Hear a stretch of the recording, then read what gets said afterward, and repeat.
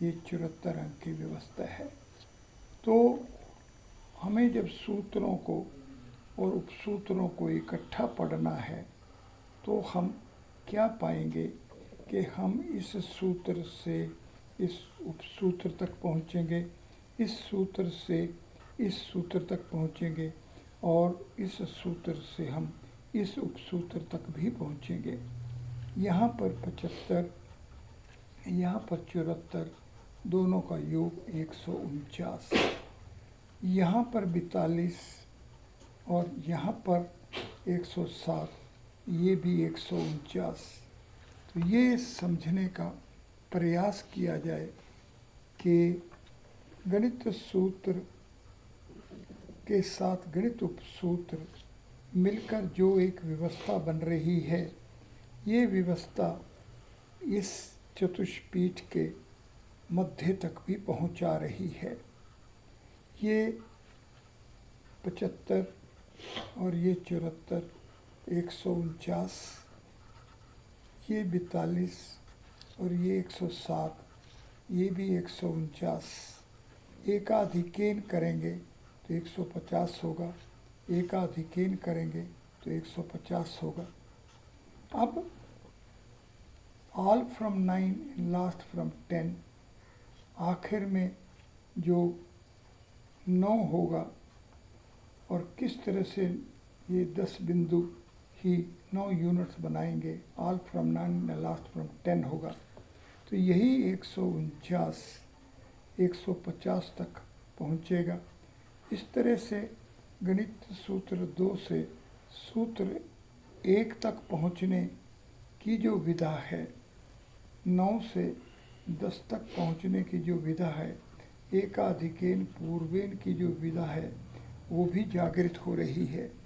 अब देखिए कि हमारे पास जो चतुष्पीठ है, जो कि हाइपरक्यूब 4 है, ये जो हाइपरक्यूब 4 है, इसके केंद्र पर 5 स्पेस है। अब ब्रह्मा जी के हृदय में शिवलोक 5 स्पेस है। ब्रह्मा जी जब अपने हृदय में ध्यान करते हैं तो 10 ब्रह्मा हो जाते हैं। ये 10 ब्रह्मा a⁵ 5:10 b⁴ की विद्या है। ये 5 स्पेस शिव जी के 5 सिरों की 3-3 15 आँखें हैं। 15 गुणा 10 करेंगे तो 150 होगा। ये विद्या किस तरह से गणित सूत्र और उपसूत्रों के अकेले अकेले और फिर दोनों का एक साथ करने से किस तरह से चतुष्पीठ में 4 स्पेस के अंदर जो 5 स्पेस ओरिजिन पर है, ये जब विभाजित होगा तो ये उत्तरायण 17 अंक, ये दक्षिणायन 19 अंक का होगा। ये अवयव है।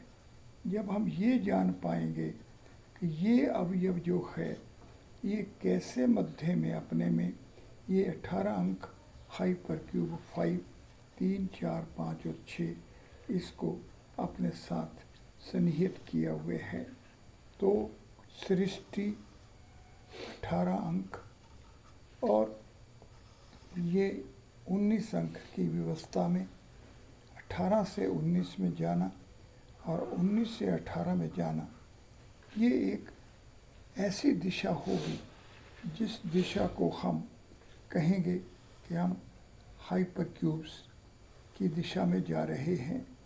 ये हाइपरक्यूब की विद्या में जानने के लिए हम देखें कि हमारा आदि क्या होना चाहिए। हाइपरक्यूब्स में हमारा आदि जो कि 10 अंक है, जो कि हाइपरक्यूब 3 है, जो कि क्यूब है, और जो इसका अंत है वो 14 अंक है, जो कि हाइपरक्यूब 4 है, जो कि इसका 3 स्पेस का ओरिजिन है। इसलिए हमें वैदिक गणित की विद्या के अनुसार जब पुस्तकों का निर्माण करेंगे तो हमें केंद्र पर कैसे केंद्रित होना है ये जानना होगा। जब हम हाइपर क्यूब 3 से हाइपर क्यूब 4 में जाएंगे तो इसका तात्पर्य ये है कि 4 स्पेस के अंदर जब हमारा क्यूब स्टैटिक स्टेट से डायनेमिक स्टेट में होगा तो ये 12 एजेस वाला क्यूब 13 एज वाला हो जाएगा और इसके अंदर जो 10 दिशाएं हैं ये 10 दिशाएं 11वीं दिशा को भी अपना लेंगे। तो किस तरीके से जो दिशा है ये भी द्रव्य है, ये जानना, ये पहचानना, ये पकड़ में लाना ही हमारे को इस अवयव विद्या के बारे में ज्ञान देगा। इसलिए साधकों, अगर हम वैदिक गणित की पुस्तक के निर्माण करने जा रहे हैं तो हमें इस सृष्टि के अवयव क्या हैं, कॉन्स्टिट्यूएंट्स क्या हैं और इन अवयवों की सृष्टि कैसे हो रही है ये जानना होगा और इसके जानने से ही हम अपने आप को सक्षम पाएंगे। तो अब क्योंकि सृष्टि तो 4 स्पेस में हो रही है, ब्रह्मा जी के स्पेस में हो रही है और हमारा भौतिक जगत ये जो विश्व है, ये जो त्रिलोकी है, ये घन के स्वरूप में है। इस घन से किस तरह से हम इस केंद्र तक पहुँचें ये जानना होगा।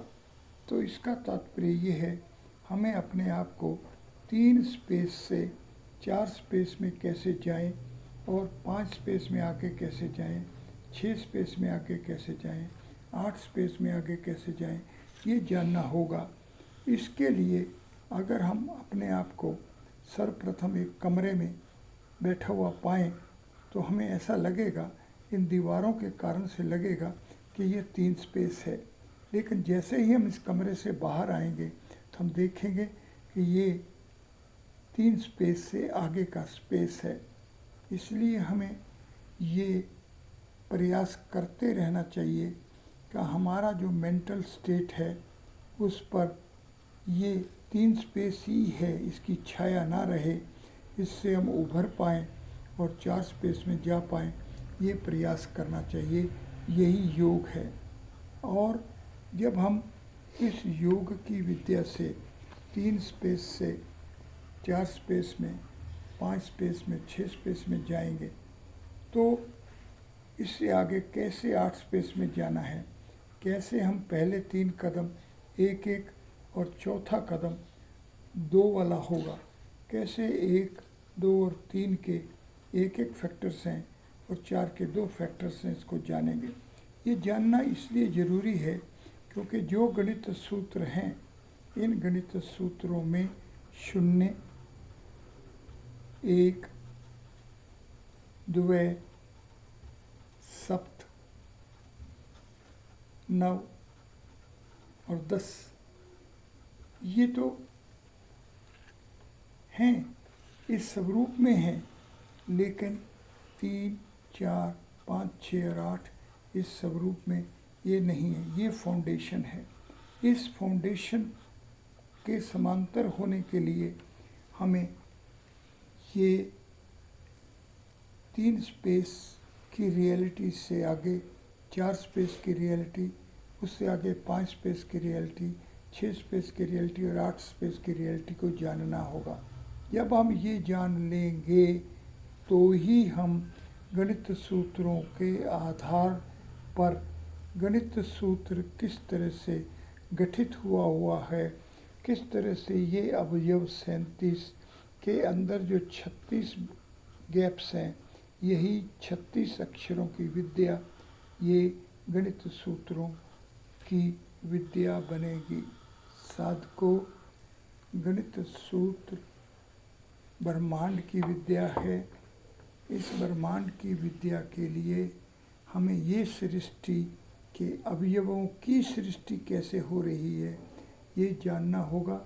और जैसे ही हम इस को जान पाएंगे तो ही हम वैदिक गणित के क्षेत्र में प्रवेश करेंगे।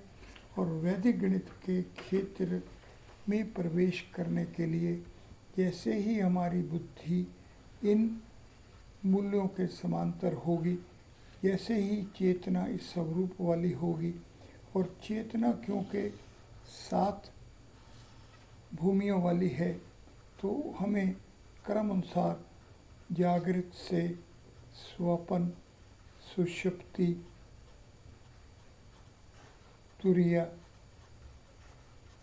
तुरीयातीत, भागवत व ब्रह्मी, इन चेतना की सतहों में जाना होगा। और इसके लिए हमें जो हमारा भौतिक जगत है, जो घन है, जो कि 3 स्पेस है, इसकी 7 जो ज्योमेट्रीज हैं, 7 जो वर्शंस हैं, 7 जो इसकी भूमियाँ हैं, इसके समांतर ही हमें सचेतन होना होगा। इस सचेतनता को प्राप्त करके ही हम अपने आप को वैदिक गणित की पुस्तक का अधिकारी बना सकते हैं। धन्यवाद।